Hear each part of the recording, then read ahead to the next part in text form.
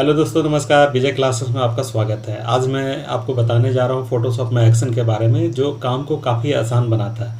अगर आप एक्शन के थ्रू काम करते हैं तो जो काम आप मैनुअली करते हैं उस काम को एक्शन में रिकॉर्ड कर ले और उसे एक बार प्ले करा दे, जिससे आपका काम चुटकियों में हो जाएगा। तो चलिए इसे स्टार्ट करते हैं।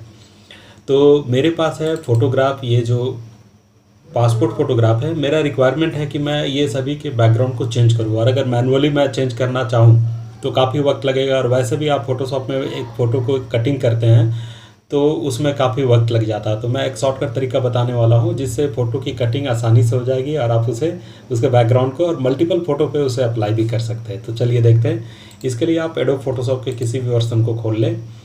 अगर आपके पास एडोब फोटोशॉप की 2021 या लेटेस्ट वाली वर्जन है तब इसमें काम करना काफ़ी आसान हो जाएगा और बैकग्राउंड चुटकियों में हटा सकते हैं। पुराने वर्जन में आप बैकग्राउंड को आसानी से नहीं हटा पाएंगे। तो मेरा फोटोशॉप 2021 का वर्जन है और मैं इसमें ये ट्रिक अप्लाई करके आपको दिखाने वाला हूँ कि किस तरह से काम काफ़ी आसानी से होता है। और अगर आप मेरे वीडियो को लाइक और शेयर नहीं किए हैं, सब्सक्राइब नहीं किए हैं, तो उसे ज़रूर कर लें, क्योंकि इसमें काफ़ी इंपॉर्टेंट टिप्स एंड ट्रिक्स मैं लोगों से शेयर करता हूँ तो जो आपके काम को काफ़ी आसान बनाते हैं। तो सबसे पहले मैं यहाँ पे एक न्यू डॉक्यूमेंट जो मेरा डेस्कटॉप पे मैंने रखा है उसमें से कोई एक फ़ोटोग्राफ को मैं ओपन कर लेता हूँ। और जब ये एक फ़ोटोग्राफ ओपन हो जाती है तो अभी हम यहाँ पे जो भी कमांड अप्लाई करेंगे उसे हम रिकॉर्ड कर लेंगे, ताकि नेक्स्ट फ़ोटो पे उसे केवल प्ले करा दें। तो रिकॉर्ड और प्ले कराने के जो फंक्शन है उसे एक्शन बोलते हैं, और एक्शन आपका विंडोज़ में जाकर मिलेगा। विंडोज़ में एक्शन पैनल खोल लें और एक्शन पैनल में जाकर यहाँ से पहले से ही मैंने कुछ रिकॉर्ड करके रखा था, मैं उसे हटा देता हूँ। तो एक्शन पैनल में पहले से जो फोटोशॉप की बाय डिफ़ॉल्ट सेटिंग्स है वो आपको दिखेगा। आप इसके फ़ोल्डर को मिनिमाइज कर दें और आप एक न्यू फोल्डर बनाएं। मैं यहाँ पे माई एक्शन का एक फ़ोल्डर बना लेता हूँ, और इस फोल्डर के अंदर मैं जो अभी एक्शन रिकॉर्ड करने जा रहा हूँ उसका पर्पस है कि फ़ोटो की बैकग्राउंड को चेंज करना। तो मैं यहाँ पे एक न्यू एक्शन रिकॉर्ड करूँगा और यहाँ पे रखूँगा पीपी बैकग्राउंड चेंज।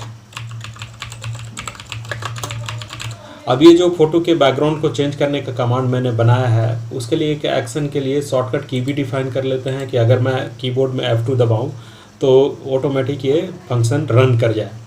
तो मैं ये रिकॉर्ड बटन दबा देता हूं। अब जैसे ही आप ओके करते हैं तो यहाँ पे देखिए ये रेड वाली लाइट जल रही है। ये रेड बटन का मतलब होता है कि अभी आप जो भी कमांड अप्लाई करेंगे वो सारा का सारा रिकॉर्ड हो जाएगा।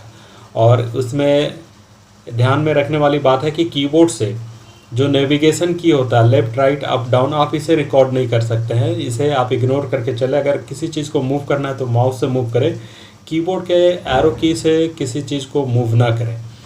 तो सबसे पहले मैं ये फ़ोटो को कट करना चाहता हूँ। तो पहला रिक्वायरमेंट है कि फ़ोटो की सिलेक्शन बनाना। सिलेक्शन काफ़ी आसानी से बनेगा। 2021 वर्जन में आप केवल सब्जेक्ट सेलेक्ट मेनू में जाकर क्लिक कर दें तो ये फ़ोटो अपने आप सेलेक्ट हो जाता है। अब ये देखिए काफ़ी परफेक्ट सिलेक्शन हो गया है। अब हमें लेयर पैनल पे जाना होगा और लेयर पैनल पे जाकर हम यहाँ पे क्विक मास्क को प्रेस कर देते हैं। जैसे ही क्विक मास्क प्रेस करेंगे ये फ़ोटो का जो अनवांटेड पार्ट है उस मास्क के इनसाइड में चला गया है और ये फ़ोटो की बैकग्राउंड ऑटोमेटिक रिमूव हो चुकी है। अब मेरा रिक्वायरमेंट है कि मैं एक न्यू लेयर बनाऊँ। तो न्यू लेयर बनाने के लिए मैं यहाँ पर न्यू लेयर वाली बटन को दबा देता हूँ, या आप लेयर में जाएंगे और न्यू फिल लेयर बनाएंगे। फिल में एक ग्रेडियंट लेयर चूज कर लीजिए और ग्रेडियंट में आप चूज कीजिए कि किस तरह का ग्रेडियंट आपको बनाना है। तो पहले इसे ओके कर लेते हैं। अब ग्रेडियंट का टाइप यहाँ से हम सर्च करेंगे कि कौन सा सूट करेगा इस फ़ोटो के ऊपर। तो अपने पर्पस के हिसाब से आप इसे ग्रेडियंट को सेट करने के बाद ओके कर ले और इस लेयर को बॉटम में डाल दें। तो बॉटम में डालने के लिए लेयर में जाएंगे और लेयर में जाने के बाद फिर आपको कमांड मिलेगा अरेंज, और अरेंज में सेंड बैकवर्ड कर देंगे।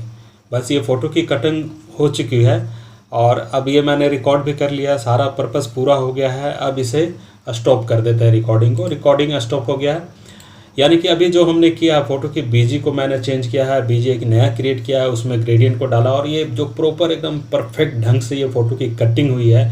एजेस बिल्कुल स्मूथ है। तो इस तरह का कटिंग आप मिनटों में कर सकते हैं। रिकॉर्डिंग हो चुकी है, मैं इसे बंद कर देता हूँ। अब मेरा रिक्वायरमेंट है कि मैं जो डेस्कटॉप पे एक फ़ोल्डर रखा हूँ इस फोल्डर में जितने भी फ़ोटोग्राफ हैं, समथिंग जो भी है, नंबर ऑफ कितने भी फ़ोटो हैं, एक ही बार में हो जाएगा सारा का काम। बस आपको सेव करना है बस। तो मैं इन सब को सेव करूँगा। यहाँ पे मैं एक न्यू फोल्डर बना लेता हूँ और इस फोल्डर का नाम रखता हूँ आउटपुट। तो इस आउटपुट में सारा बीजी चेंज वाला फ़ोटो मेरे को चाहिए और वो भी PSD फॉर्म में। तो अब यहाँ पे फ़ोटोशॉप में जाइए, उसके बाद फिर आप यहाँ पे ऑटोमेट में जाइए, बैच में जाइए। बैच में हम किसी एक कमांड को मल्टीपल फ़ोटो पे अप्लाई करते हैं तो वो कमांड एक्शन में रिकॉर्ड होना चाहिए आपके पास पहले से। तो सबसे पहले मैं यहाँ चूज़ करता हूँ कि मैंने जो एक्शन में एक फ़ोल्डर बनाया था माई एक्शन, उसमें से चूज़ करेंगे PP बैकग्राउंड चेंज। और सोर्स फोल्डर क्या होगा तो यहाँ से चूज़ कर लीजिए। डेस्कटॉप में पासपोर्ट फ़ोटो सोर्स फोल्डर है। और डेस्टिनेशन फोल्डर क्या होगा तो यहाँ से चूज़ कर लीजिए और सेम डेस्कटॉप पे जाएंगे और यहाँ पे आउटपुट को चूज़ करेंगे। यानी कि सोर्स फोल्डर जो है पासपोर्ट यहाँ से सेव होके चला जाएगा आउटपुट में, और बस इसे ओके करना है। और जैसे ही ओके करते हैं ये एक्शन रन कर जाता है। देखिए इस फ़ोटो की बीजी को चेंज करेगा और उसे उस फोल्डर में सेव करेगा। तो सेव करने के लिए बस आपको ओके बटन दबाना है, सेव बटन दबाना है और कुछ नहीं करना है। फिर नेक्स्ट फ़ोटो पे वो कमांड सेम कमांड को अप्लाई करेगा और इसे काफ़ी बढ़िया से बारीकी से कटिंग कर लेगा। अगर किसी फ़ोटो में सही ढंग से फ़ोटो कट नहीं होता तो उसको हम बाद में मास्किंग के थ्रू सुधार सकते हैं, क्योंकि जो भी फ़ोटो कट हो रहा है वो मास्क में हाइड हो जा रहा है। सपोज कीजिए इसका कान जो है ज़्यादा कट हो गया तो हम उसे बाद में निकाल सकते हैं मास्किंग में, उसे हिडन कर को हटा करके। तो बस आपको ओके दबाना है और ओके दबाते ही आपका काम पूरा हो जाता है, फ़ोटो सेव हो जाता है और वो PSD फाइल आपके आउटपुट फोल्डर में चला जाता है।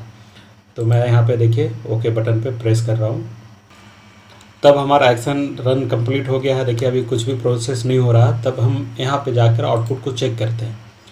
अभी आउटपुट में देखिए सारे फ़ोटो कट होके परफेक्ट ढंग से कट हो चुके हैं। अब यहाँ पे किसी एक फ़ोटो को खोल कर हम चेक करते हैं कि इसकी क्वालिटी क्या है। अगर कहीं पे कुछ मिसमैच होगा तो हम उसे सुधारेंगे। जैसे यहाँ पे देखिए गर्दन के पास थोड़ा सा क्वालिटी ख़राब है, तो इसे सुधारने के लिए आप इसके मास्क के ऊपर क्लिक करेंगे, ब्रश लेंगे और ब्रश में ध्यान रखेंगे कि जो ब्लैक पार्ट होगा ब्लैक से फ़ोटो हाइड हो जाएगा, और अगर ब्रश का जो वाइट पार्ट होगा वाइट से फ़ोटो का विजिबिलिटी फिर से आ जाएगा। तो वाइट और ब्लैक के कम्बिनेशन से ही हम काम करेंगे। तो हम यहाँ पे देखिए ब्लैक कलर फोरग्राउंड में लेते हैं और इस वाले पार्ट को जिसको हाइड करना है उसके ऊपर ब्रश चलाते हैं। तो ब्रश चला करके उन पार्ट को हाइड कर दे जो आपको छिपाना है, और जिसको दिखाना है उसे वाइट वाले टूल लेकर के हम फिर वापस दिखा देंगे। तो ये सही ढंग से हो गया है। अब देखिए ये परफेक्ट है। इसी तरह से किसी दूसरे फ़ोटो में भी मैं दिखा देता हूँ कि कैसे काम होगा। जैसे मैं इस फ़ोटो को ओपन करता हूँ, इसके ईयर में देखिए प्रॉब्लम है। यहाँ पे थोड़ा सा बैकग्राउंड दिख रहा है, तो हम यहाँ पे मास्क के ऊपर क्लिक करेंगे और ब्रश को चलाकर उस वाले पार्ट को ढक देंगे। तो ब्रश में जो ब्लैक पार्ट है उससे आपका मास्क हाइड होगा और वाइट वाला पार्ट से मास्क की विजिबिलिटी फिर से वापस आ जाएगी। ये बात ध्यान में रखते हुए हम यहाँ पे ब्रश का ब्लैक और वाइट कलर के कम्बिनेशन से मास्क को एडिट करते हैं। अब देखिए इधर भी प्रॉब्लम है, इधर भी हम लोग ब्रश लेंगे और ब्रश ले करके कुछ पार्ट जो बैकग्राउंड का रह गया है उसे हम हटा देते हैं।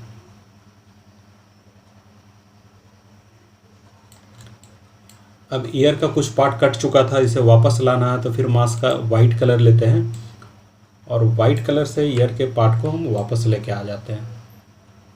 तो इस तरह से ईयर को वापस लेके आ जाइए और इसमें ध्यान रखिएगा कि अगर बैकग्राउंड भी है तो उसे हटाना होगा। फिर वापस हम ब्लैक कलर लेंगे और ब्रश को छोटा करेंगे। छोटा करने के लिए आप कीबोर्ड में ब्रैकेट का जो बटन है, लेस और ग्रेटर देन वाला जो बटन है ब्रैकेट का, उससे हम ब्रश के साइज को छोटा बड़ा कर सकते हैं। तो हमने बैकग्राउंड को हटा दिया है यहाँ पे, और इस तरह से हम मास्क के ऊपर काम करते हैं और एक्शन के ऊपर काम करते हैं। उम्मीद है कि आपको मेरी ये वीडियो काफ़ी पसंद आई होगी और इसे प्रयास में रखें, प्रैक्टिस में रखें, जो काम को काफ़ी आसान बनाता है। क्योंकि मल्टीपल फ़ोटो का बैकग्राउंड चेंज करना ऐसे ही टफ काम है जिसे मैं चुटकियों में आपको बताने का प्रयास किया हूँ। धन्यवाद।